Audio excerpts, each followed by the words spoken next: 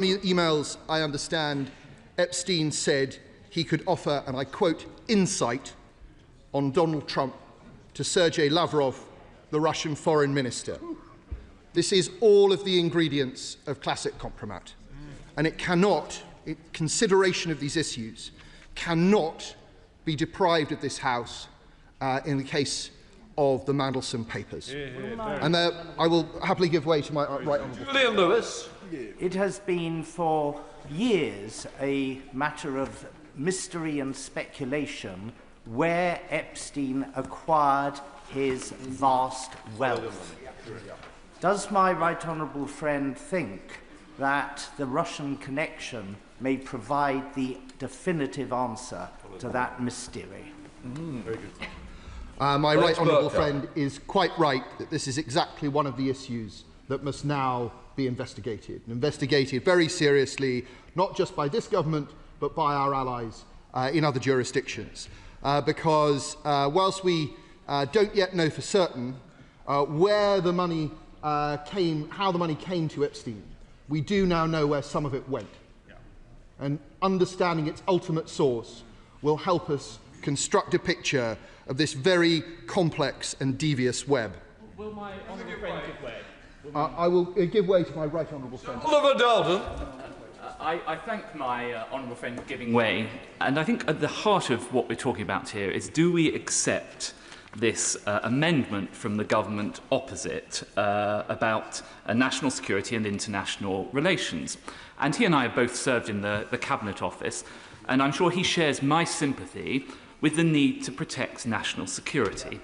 But there is a vast difference between protecting national security, for example, in direct intelligence reports from agents on the ground or intercept, and subjective judgments made about things that may embarrass national security or may embarrass international relations. And that's why the Leader of the Opposition was precisely correct to say we need some independent mechanism. So why on earth can't we agree that the ISC should look at each of these exemptions, and if they feel it passes that threshold, fine, we'll accept it because we need to protect national security, but it can't be to spare the party opposite's blushes.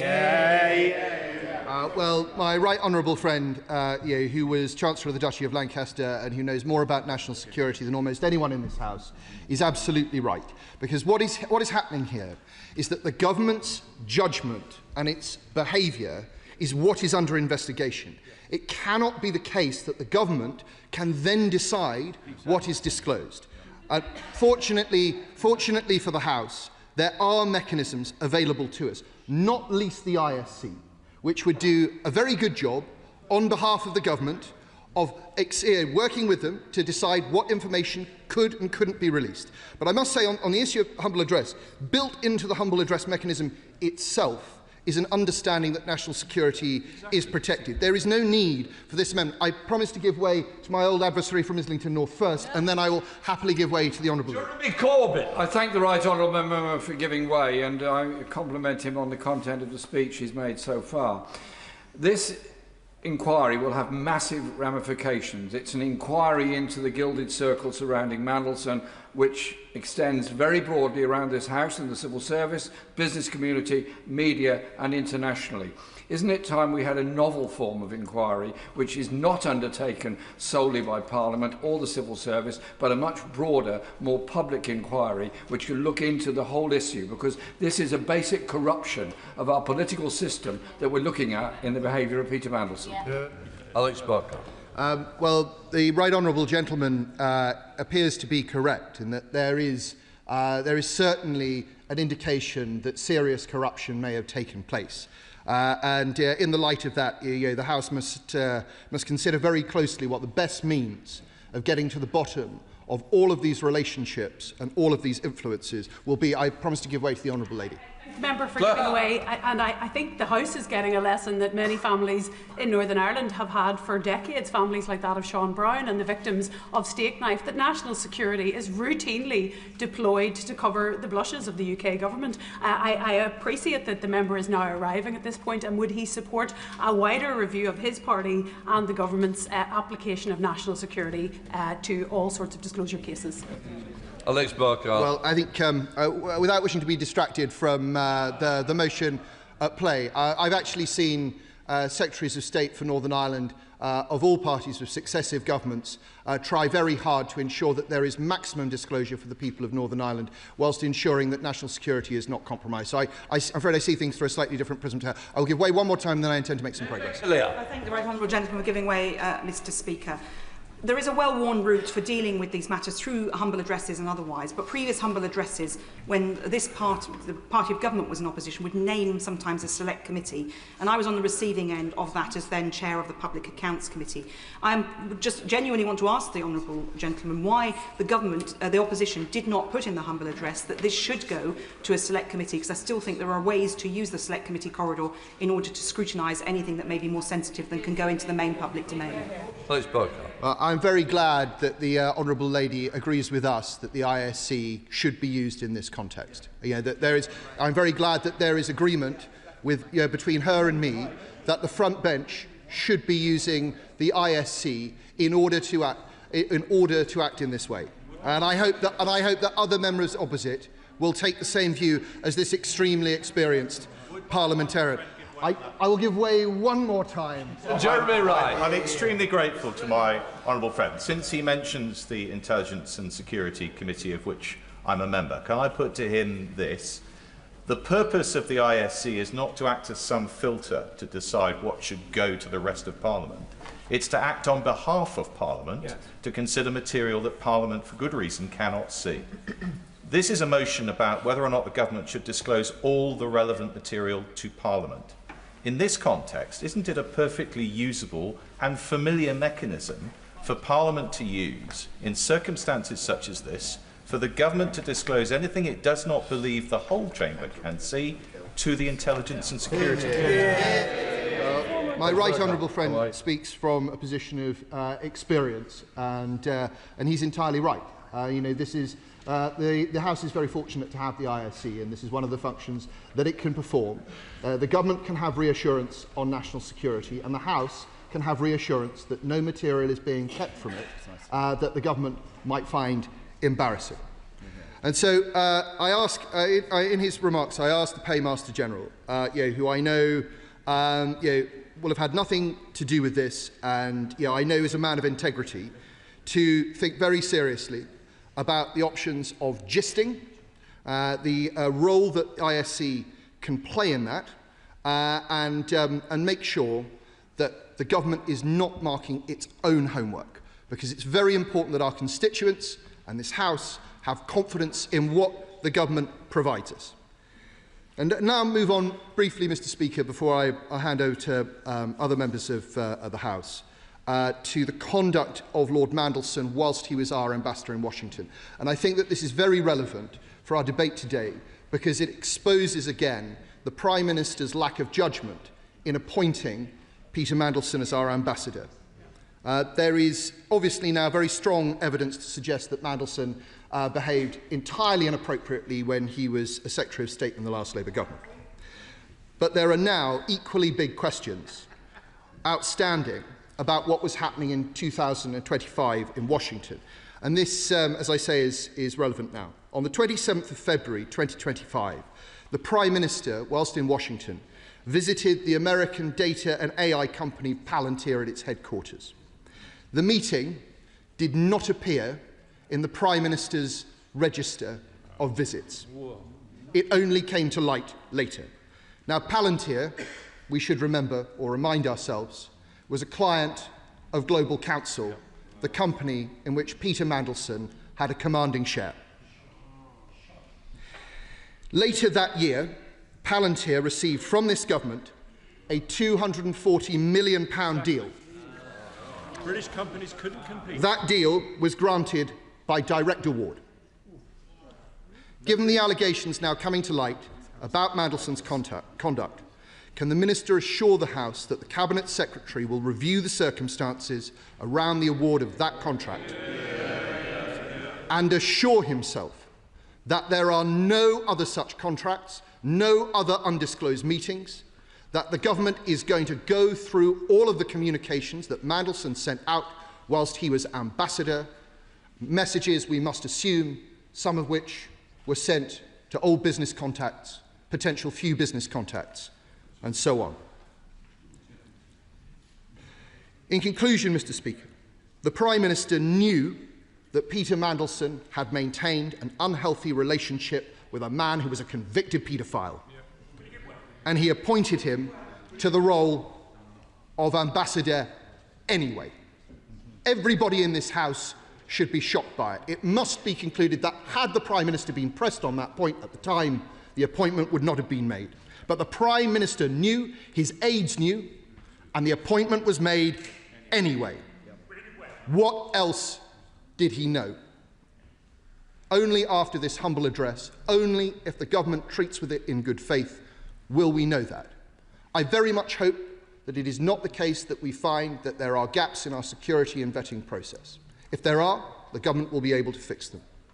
But I think it's also likely that we'll see that there were reports that consistently raised concerns that were swept away. And it will then be the duty of the government to disclose who swept them away and why. Ultimate responsibility must rest with the Prime Minister. It is time for him to take responsibility.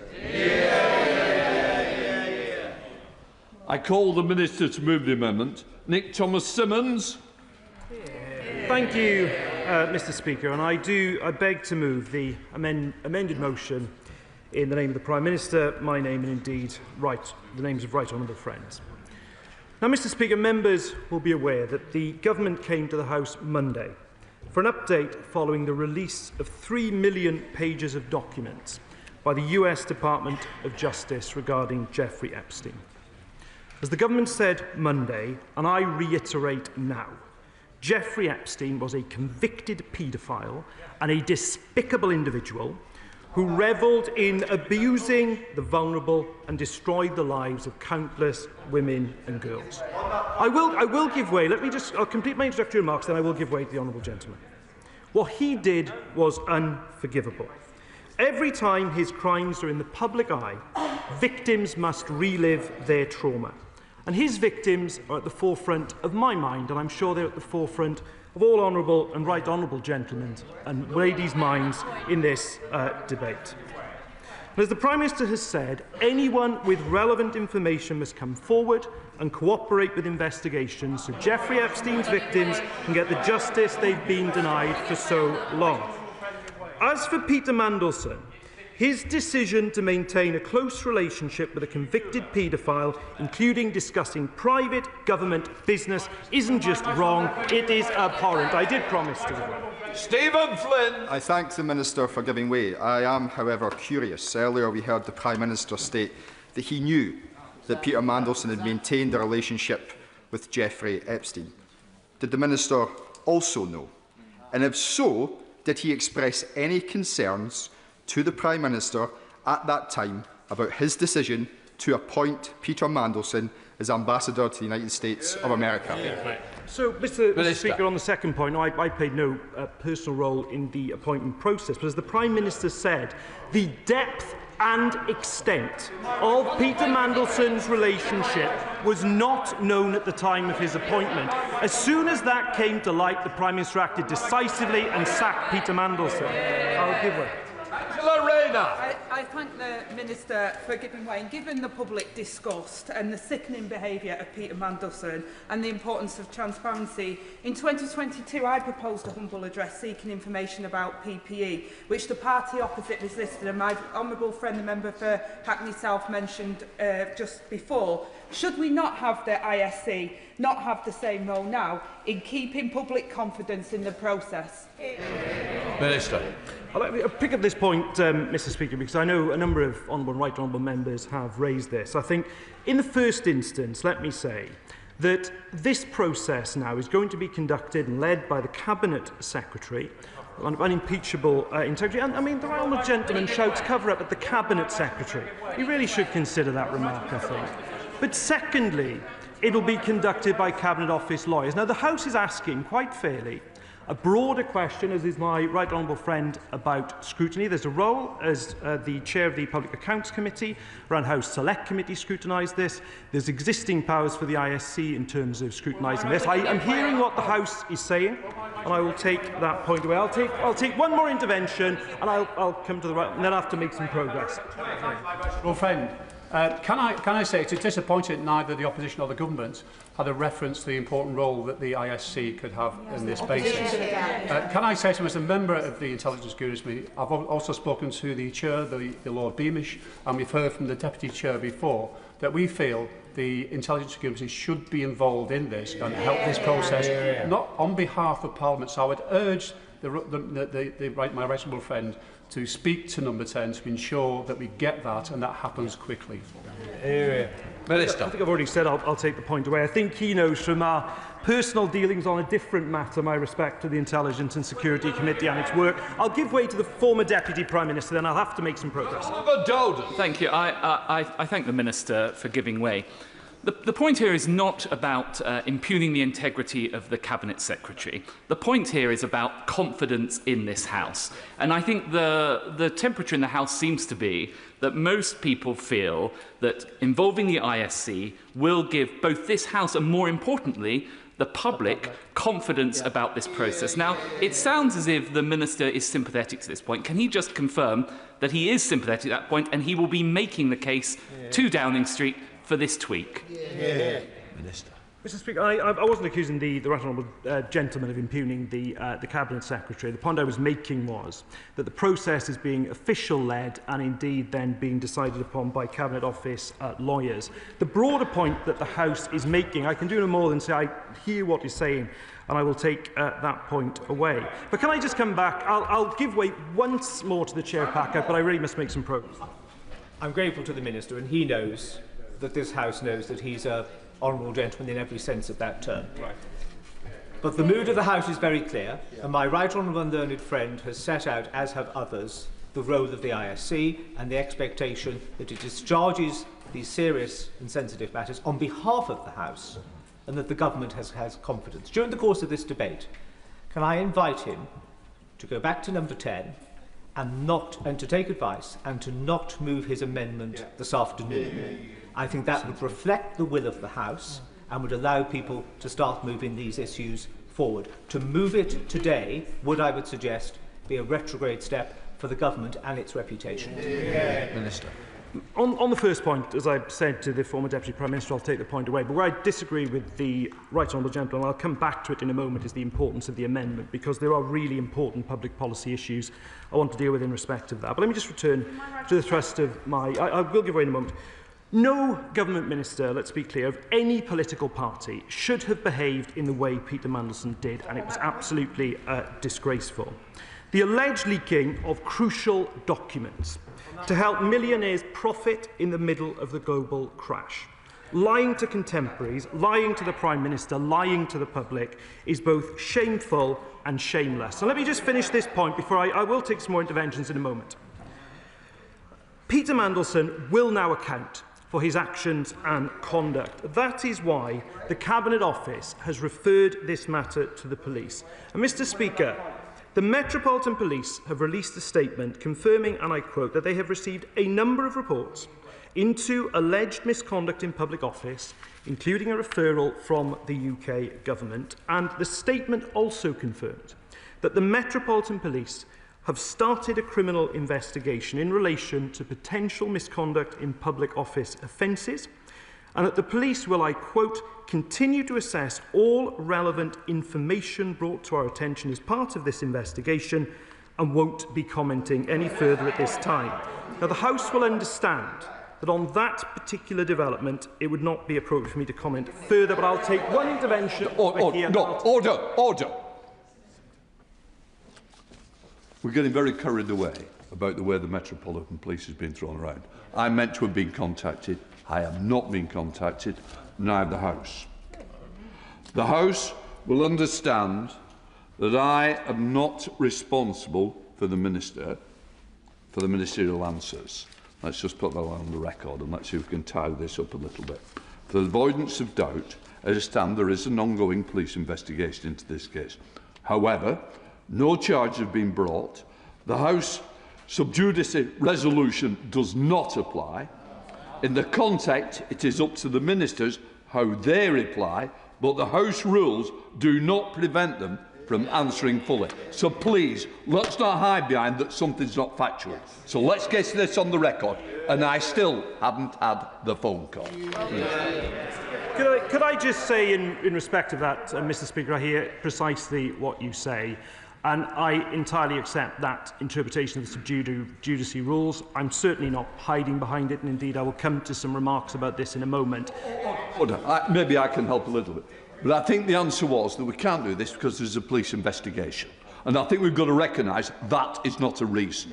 So please, let's not play off each other. I've made my point from the chair. Completely accept that, Mr. Speaker. I'll take one intervention here, then I'll take one over here. Chris Vince. Thank you, Mr. Speaker. I made this point on Monday, but I think it's really, really important to make again.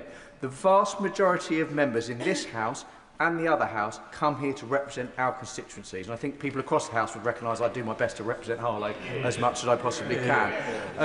Would Harlow, Mr. Speaker, would the Secretary of State agree with me that the reason the case of Peter Mandelson is so damning and upsets so many people across this House is clearly this individual, when he was in this place, and potentially when he was in this place, but certainly when he was in the other place, was not representing the people he was supposed to be representing, but representing instead a vile paedophile. So would he agree with me that the reason strength is so strong across the House is because actually he's letting down all of us? Minister. Yes, and the public rightly demands the highest standards from those in office. They demand the highest standards from ministers. We should be held to the highest standards, and my honourable friend's absolutely right. Peter Mandelson fell far, far short of those standards. His behaviour has been revealed to be appalling, and as the Prime Minister has said, we will not... Order. Please.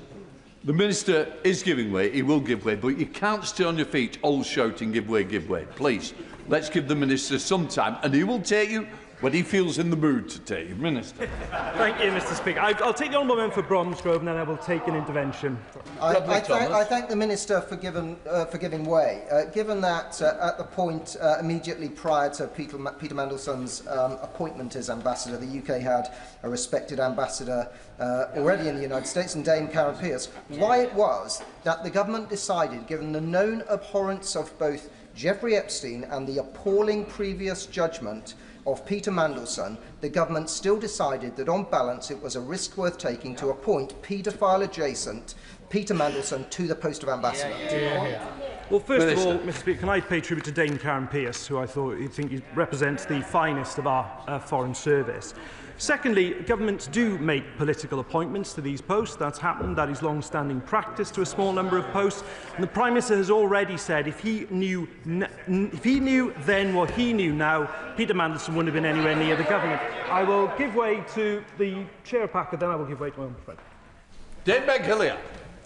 No longer Chair of the Public Accounts Committee, Mr. Speaker.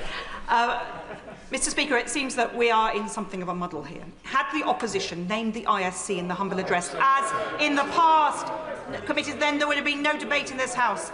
But would the Minister agree that to put all information openly in the public domain could have risks, but there are well-worn filters through Parliament, through the Select Committee corridor, and there are various committees that could have locus in this space, to properly and sensitively handle information which has, in my time, never leaked from a committee, in order to make sure that we, on the committee corridor, on behalf of Parliament, are holding the government to account. Because I think there is consensus, Mr. Speaker, that everybody wants as much information as possible in the public domain so that we can get to the bottom of what has happened in this egregious situation.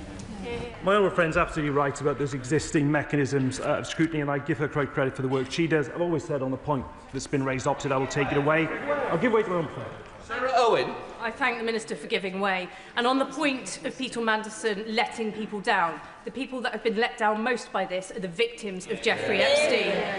And does he agree that we wouldn't be discussing this disgraceful situation if it hadn't been that people didn't listen to the women that came forward in the first place, didn't listen to victims in the first place, and instead listened to men in power, men with deep pockets, and men advising those in power. So don't we need to put the victims at the heart of this and not just ourselves?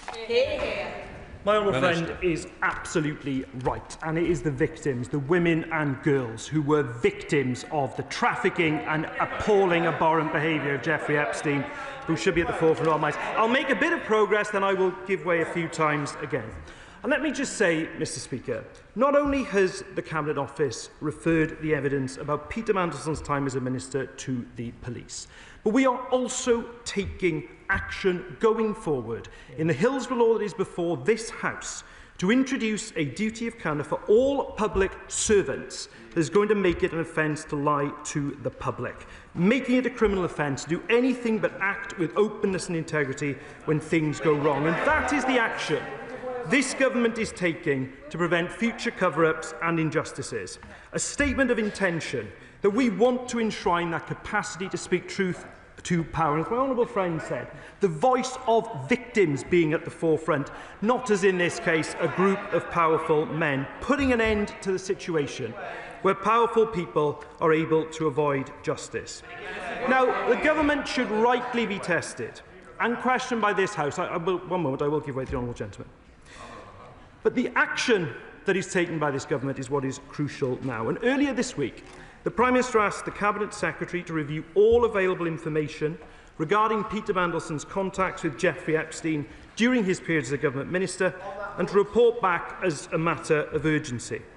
After an initial review of some documents, the Cabinet Secretary made the decision to refer the matter to the police with the Prime Minister's support. And I should say, the government stands ready to provide any support the police require as part of their investigation. On that note, I will give way to the Father of the House. Edward Lee, Father of the House. We're all agreed on the character of Lord Mandelson, but I'm not sure we're going to make much progress if we're just repeating ourselves on that, because we all agree. The reputation of the House is at stake. And what the opposition has to do is hold the Prime Minister to account. Absolutely. Now, I've listened very carefully to the Prime Minister today, the Leader of the Opposition. I listened to the Minister. He's been asked, the Prime Minister has been asked on repeated occasions whether, when this appointment was known, the Prime Minister knew that Mandelson had continued his relationship with Epstein after the first conviction. It's a very direct question. The reputation of the House is at stake. Will the Minister now answer that question? The Prime Minister answered this to the Prime Minister's questions. He was lied to about the depth and extent of the relationship. Jonathan Brash. Thank you, Mr. Speaker. I stand here acutely aware that I am the Member of Parliament for Hartlepool. And I think today I speak for Hartlepoolians when I look at the evidence before us and say undoubtedly that Peter Mandelson is a traitor. And on that basis, it is important that the public have confidence in this process. Would he agree? Yes, I absolutely agree, and I think the honourable gentleman expresses the anger felt by many across the House in that remark. I'll make some more progress, then I will give way a few times again. Now, I will make some more progress, then I will give way again. Now, members will recall, back in September, in light of the additional information in emails written by Peter Mandelson released at the time, the Prime Minister then asked the then Foreign Secretary to withdraw him as ambassador with immediate effect. And the emails released showed that the nature and extent of Peter Mandelson's relationship with Jeffrey Epstein was materially different to that was known at the time of his appointment. The issue over which Peter Mandelson was withdrawn from Washington was information not available at the time when the due diligence was done. And a due diligence process was conducted by the Cabinet Office and a security vetting process, they are different, were carried out. Since entering government, we've already taken action to strengthen the process for making direct appointments for ambassadors specifically and making direct ministerial appointments more generally. I will give way to my honourable friend. I'll come. I'm grateful to my honourable friend for giving way. There's clearly concern about the government amendment and that it doesn't go far enough in terms of scrutiny of those documents that might be withheld. Across the House, there is a consensus growing that the the Intelligence and Security Committee could provide a way forward for scrutiny of those, independent scrutiny of those documents. Is there a possibility that we could have a manuscript amendment to that effect that we can all join together and vote for, so that we can take this serious matter forward? I might be. Yeah. The manuscript amendment will be a matter for the Chair, and the Chair will be sympathetic to what the House will need to ensure that we get the best. Well, I hope, Mr. Speaker, that the House always takes me at my word when I say that I will take these matters away. So, the Cabinet Secretary will be taking independent advice on the decisions he is taking through this process. The Cabinet Secretary intends this to take two forms. Firstly, having the advice of an independent KC throughout the process, and secondly, scrutiny of the approach he is taking by the ISC. I hope that will give the House the reassurance that it needs. Now, let me come to. I will in a moment. Let me just make a bit more progress. I will give way again. Let me just take the opposition motion. And I have some experience in the past of drafting humble addresses on different matters in this House myself. Of course, there is an extensive nature to it. I think the House recognises that. It's imperative that the government protects sensitive information that could damage national security or relations with our international partners. I will give way to I thank the Minister for giving way, and I remember the humble addresses that were tabled in this place during those Brexit years. He will know that in opposition, we never felt the need to put national security or international relations on the face of the motion itself, because that was an implied protection. So can I ask the Minister two things? One, he's just said, quite helpfully, that the ISC will be involved in scrutinising the process. Does he mean the process that the Cabinet Secretary looks at documents, or will they themselves be able to see documents? And I think we all understand what he means by national security, but could he give a definition by what he means by international relations? Because that's quite a broad term. Having some clarity around that would be welcome. Minister. Yeah, I think my honourable friend has similar memories of that particular Parliament. But for example, on the motion on Ledbedeff, for example, we included in the motion in a form which may contain redactions, but such redactions may be solely for the purposes of national security. So we did do that. And in terms of the humble addresses that I was involved in drafting, I was very, very precise about it. Before I come to the scope of the motion, I've got two. Yes. I'm extremely grateful to him for giving way, and I know the Minister takes the role of the ISC very seriously, and I appreciate that he is trying to help the House with what he has just said. However, he will appreciate the difficulty the House has is it needs to decide what to do in relation to the motion before it today. Yeah. Members on both sides will have to decide how they should cast their vote. Yeah. So although there is some reassurance in the Intelligence and Security Committee being involved with the Cabinet Secretary's process, that will not be possible before we have to reach a decision on this motion. Yeah. The principle here is surely this, that the whole House cannot see everything. I have sympathy with the Minister on this, both in relation to national security material and, rather more sympathy, I'm bound to say, than my colleague on the front bench in relation to material which may be sensitive relating to international relations. But following on from the comments that have been made on his own side, including from the Right Honourable Lady for Hackney and Shoreditch, isn't the answer here that the opposition front bench will accept that its motion will include the concept that if material is sensitive, it is supplied to the ISC only and not to the whole House, but that everything should be disclosed to the House either via that route or via a route to the whole House? Absolutely. Beyond the deadline to amend the motion, which is a familiar situation he and I have found himself in before, but what I just want to say very clearly, and I hope the House takes my previous answer on this as good faith, that I have. The deadline has passed for amendment. Can the Speaker just confirm what you've just said to the House, that you would be sympathetic to a manuscript motion that wouldn't be subject to that deadline? The Chair is able to select a manuscript amendment, and that will be a high bar, but there is a lot that we need to clear up, and I recognise that I think things can move forward, and I'm sure, just to let you know, the answer is yes, in a nutshell, Minister. But I hope that the House takes in good faith what I have sought to do in the course of my speech, let alone the course of the debate. And I think that scrutiny of the process is very important. No. The scope of the motion could also include thousands of documents. It is obviously both in the national interest to protect national security, but also in the national interest to be transparent and act with urgency. I completely accept that.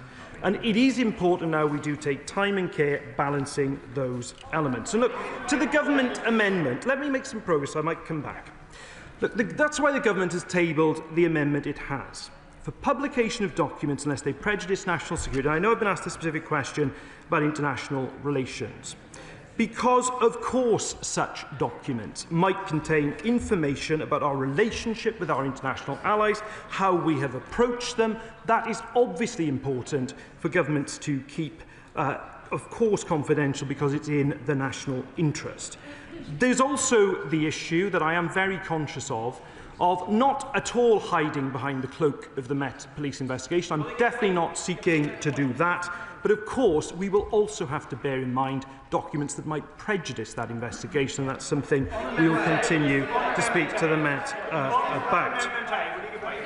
Now, Mr. Speaker, we will, of course, do all we can to comply with the motion as amended, and we will also update the House accordingly. And indeed, on this moment, I also want to say to the House that whilst that process of going through a significant amount of documents might take a little time, it is also important that the government starts that process of disclosure to the extent it can do today. And that is what the government will do in response to the debate and the very reasonable questions that are being put across. I am someone who rewards effort, and as the honourable gentleman has put in such effort, we'll allow. Can I return the compliment by just saying to the Minister how much I admire his ability and generosity in giving way. I think he's doing an exceptional job. In relation to the government amendment, Amendment A, I understand where he is coming from, and can I just describe perhaps a thing which he may wish to see pass through the ISC but can't be made publicly available, and that is which of our foreign allies had something to say about the appointment of Peter Mandelson to Washington. I appreciate the Minister is never going to say precisely who that ally might be, but the nature of that correspondence surely is a matter of public interest and therefore of interest to this House, but is not something that can be bruited abroad. So the ISC provides a very obvious solution to discovering what representations were made and what material was passed between our allies and the Cabinet Office before this appointment was made. Can he make that commitment? Minister. Well, I hope the House has seen, even in the course of this debate, Mr. Speaker, how the constructive approach I've tried to take on the role of the ISC and its role in this process. That's precisely what I've done. I want to turn now to another issue of this matter, which is the peerage. Because another action the government is determined to take is to strip Peter Mandelson of his title, as the Prime Minister has set out. And frankly, I think people watching this will be bemused, because there is no other walk of life where you are unsackable unless a law is passed. So we will introduce primary legislation. The government has written to the chair of the Lords Conduct Committee to ask the Lords to consider what changes are required to modernise the House processes to remove Lords quickly when they brought either House into disrepute. And the Government stands ready to support the House in whatever way it is necessary to put any changes in effect.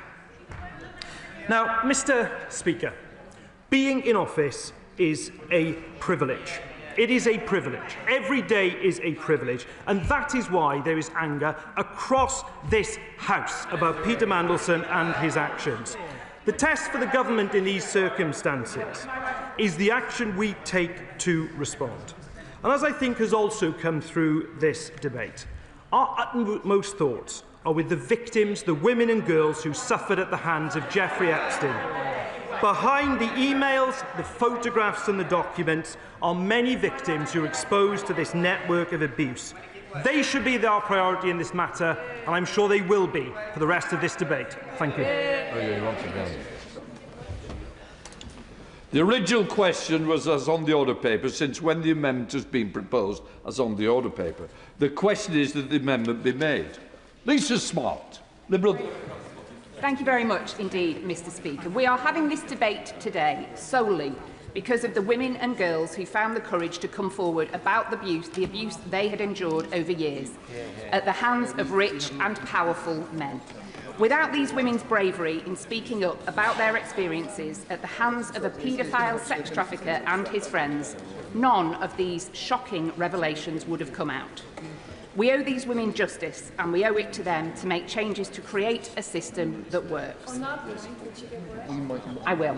I thank the honourable member for giving way. Victims, she is right, should be at the heart of this process. The allegations against someone the Prime Minister and ministers put full trust in is absolutely shocking. Jeffrey Epstein was a sick child predator and a sex offender. He visited Hillsborough Castle on at least one occasion.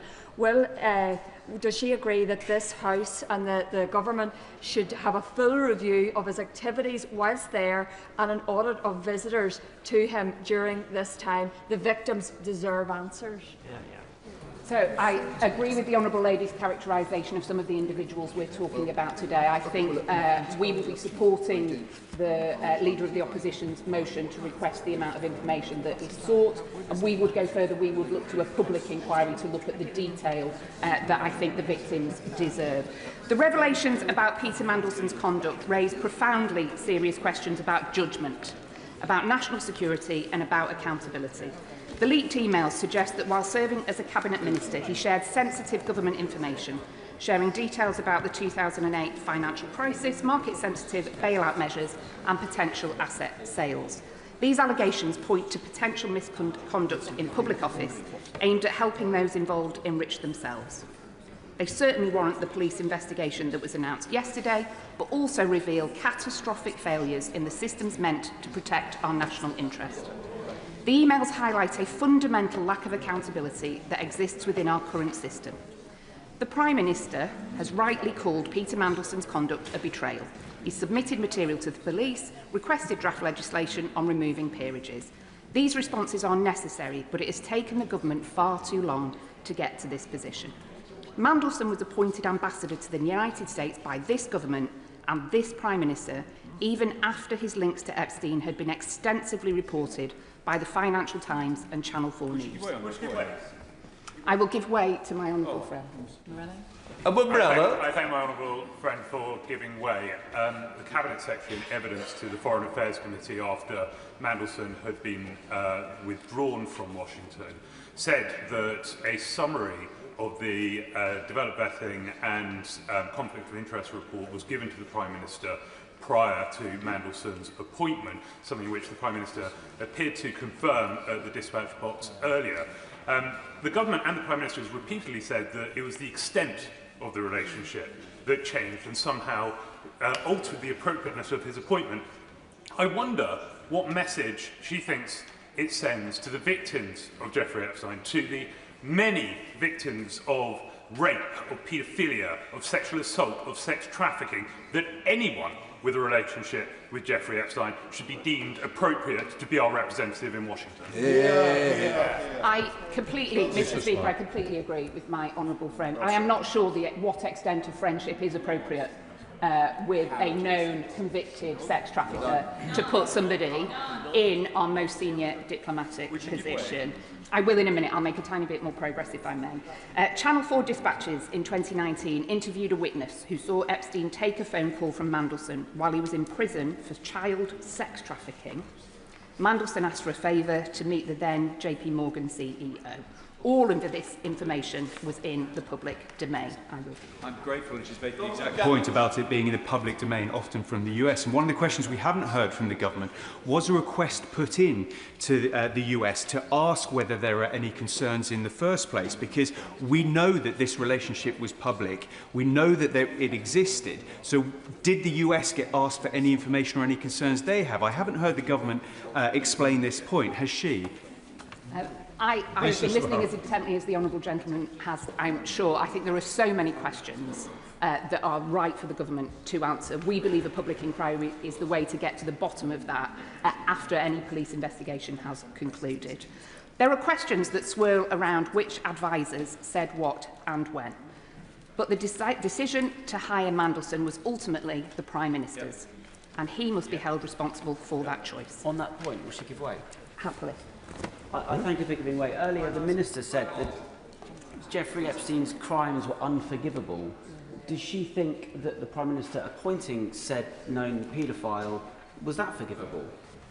Is that forgivable? I think my honourable friend is referring to the friend of a known paedophile rather than the appointment of a paedophile. Thank you very much. Which is an important clarification to make. I think that there are rightly questions surrounding the judgment displayed by the Prime Minister in appointing Peter Mandelson to the position of UK Ambassador to the US. And the questions around that judgment, Mr. Speaker, are wholly valid, as are questions being asked around current Cabinet Ministers who also chose to maintain friendships with Mandelson, with rumours of him popping in and out of some offices at will. And I must say I noted the facial expressions of some on the government front bench during PMQs earlier today. Many questions were raised about Mandelson before his appointment, of course. There were questions raised about him during the 2009 expenses scandal. He was forced to resign from Cabinet twice for unethical behaviour, and we understand the security services raised serious concerns about his appointment last year. Yet he was still appointed to one of our most sensitive diplomatic positions. This is not a case of one unforeseen problem. This is a pattern of warning signs that were ignored. This Labour government promised to break with Conservative chaos, and instead we see the same failures, inadequate checks, reactive crisis management, and an inability, I will in a moment, and an inability to prevent obvious problems. You do not restore public trust with heartfelt apologies after things go wrong. You do it by having proper systems that stop scandals before they happen. Labour has failed to maintain public confidence, and they must do better. I will give it. I thank Honourable Lady for giving way. Obviously, people here want to get to the bottom of accountability in terms of the Prime Minister, other elements within number 10, and, of course, what Peter Mandelson himself has done. But there is something out there, I think, which is more systemic, and the public understand that this isn't just about a number of rotten apples in the system.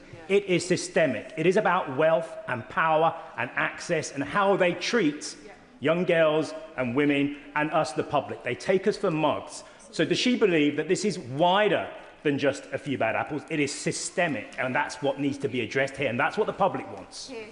So I wholeheartedly agree with the honourable gentleman. I'm wondering, Mr. Speaker, if he's seen ahead in my notes for my remarks about some of the systemic changes we as Liberal Democrats would like to see. I agree with him. This goes far beyond a few bad apples. There are systemic failures in our country that we need to seize this opportunity to address. There are fundamental weaknesses in our system of government, weaknesses that successive administrations have failed to address, and which now further threaten public confidence. I'm going to take the urging of the Father of the House to focus on how we make progress from here. We must make reforms to the ministerial code, as it is clearly not functioning as it is. The code exists as a set of rules and principles, acting as guidance for ministers rather than having legal basis. Therefore, ministers who breach it face no legal consequences. When the ministerial code is investigated, even when this is done by independent advisers, the Prime Minister can decide whether to listen to the adviser or not, which means that accountability becomes almost meaningless. And I wonder if, in his winding up remarks, the Minister might consider this and using this troubling episode in our national story as a catalyst for bringing about the much-needed change by enshrining the ministerial code in law. Liberal Democrats believe that to go some way to restore vital public trust in our democracy, We also need to make fundamental reforms to this House and the other place. Members of the government clearly share this sentiment, as we've heard various ministers on the airwaves over the last couple of days saying that the government recognises the urgency of reforming the laws and may bring forward proposals at pace. I'd be grateful if the Minister could lay out further detail of their plans to legislate, especially given growing concern about public trust in our democratic institutions and the integrity of this Parliament. The government holds a substantial majority in this House, and we've seen that they're able to push through legislation rapidly. We saw this only last week with the medical training prioritisation bill, and the same process could be used to make urgent changes to the other place. Ministers need to set out the legal mechanisms available to suspend or remove a peer, the timetable for any planned legislation, the progress of cross-party discussions that have been mentioned in the press, and how confidence in the upper chamber will be restored. Because without clarification, uncertainty risks further eroding public confidence in Parliament and in our democratic institutions. To the specifics of the motion we're discussing today and the government amendment to it, we Liberal Democrats believe firmly that transparency is vital, and it is the very least the government can do to release the information requested, so we will be supporting the main motion. We would go further. We don't even know the full extent of the British establishment's involvement in Epstein's appalling crimes, or how many British girls and young women were trafficked by him. We are calling for a full public inquiry with the power to compel witnesses, both to get justice for the victims and to protect our national security. On that point, I will give way. I thank my honourable friend for giving way, and specifically on the information that's available. Does she share my discomfort with the fact that this information has only become clear for us, but this mass release of information from the Department of Justice in the United States? And whilst I understand the government's reluctance to release information that may well harm international affairs, that doesn't seem to be a concern of the US government. I'm grateful to my honourable friend, and I think the best disinfectant is often daylight. I am strongly in favour of transparency and welcome it, including the information that's being requested today. Lady for giving way. I think her point about the wider establishment is important. Thank you, Mr. Speaker. Individuals like Sir Richard Branson, who were clearly offering to help Steve Epstein to launder his identity and his reputation by suggesting PR advice on how he might recover from his prosecution, and gentlemen like Bill Gates, whose wife has very bravely spoken out against one of the reasons why she left him due to his links to Epstein. How do we make sure that men like this, who continue to have extreme power, can face some sort of justice on this? She's smart. She's entirely right to talk about some of the very well-known men, and it is men, wealthy, powerful, greedy men who we are talking about today, who should be held accountable for their actions. The transparency that is sought today is something I think we should all welcome and have in our minds the victims and survivors, and preventing future young girls and women from being victims and survivors of similar crimes. We should do all we can and take that responsibility that we have very seriously indeed. My right honourable friend, the member for Kingston and Surbiton, mentioned earlier in questions to the Prime Minister, and indeed the Shadow Minister mentioned from the dispatch box today, that the Polish government thinks Epstein may have been spying for Putin. The British public and Epstein's victims deserve to know if a UK Cabinet Minister was leaking secrets not only to a convicted paedophile and sex trafficker, but also a Russian agent. We Liberal Democrats recognise the vital importance of safeguarding national security and genuinely welcome the openness displayed by the Minister in looking at the ISC as a way of getting to the bottom of some of this that he expressed earlier. However, safeguards are already in place to protect national security. These include the National Security Act, which restricts the disclosure of information where this would harm the safety or interests of the UK. And in tabling the amendment they have, including international relations, as a reason to keep secret the information they have, the government is trying to wriggle out of their obligation to the truth, and we will not support it. Willingly. The Honourable Lady for giving way. I think the transparency point is really important. Peter Mandelson was a Labour politician. This is a Labour government. It may be that Peter Mandelson was an isolated bad apple and really no one knew anything about anything that he was doing until this release of these documents last week. But the public will wonder and they will question, and if a Labour government covers up by being anything less than fully transparent, they will wonder who they're covering up for and why. Lisa Smart. I think there have been a series of administrations who have not been as open as they might be, who've made poor choices about the behaviour of some of their members that have ended up in scandal and disgrace. And I completely agree if she's making a point that public trust in our institutions, public trust in our government is vital, and we must all take that very seriously. There is a sorry legacy of recent governments who have behaved less than impeccably in a number of ways. And I think using this whole sorry episode as a catalyst to bring about much needed change is something we would strongly support. Should we give way? Should we give way? I will give way and then I will. For Andrew Millis. Giving way. Now, the Prime Minister has said it's okay because the Cabinet Secretary is going to command this process. Does she agree with me that the Cabinet Secretary is a person of impeccable repute, but whatever he is, he can't be objective because he's been involved in this process. It is almost unfair to put this on him. So what mechanism can she devise that will deal with that, other than give the great bulk of this, because international relations is going to cover the great bulk of this, to the ISC? Well, he's clearly been reading Liberal Democrat press releases, Mr Speaker, because we believe a public inquiry is a far more effective way of getting to the bottom of this, and I'm delighted that he made that point. I said I'd go to the back and then I'll... Corbyn. I thank the member for giving way, and she's making some excellent points. Would she agree with me that all of the inquiry systems that have been discussed so far in this debate are actually influenced or participants in of people who've been within the golden circle of Peter Mandelson in the past? Don't we need something very novel and very different, such as an independent judge-led inquiry or judicially-led inquiry that examines the whole thing in the round in the way that perhaps the Chilcot inquiry looked into the Iraq War? Lisa Smart. I'm always delighted to get agreement from across the political spectrum, Mr Speaker, and I very much agree with the right honourable gentleman that an independent judge-led inquiry would be the right way to go.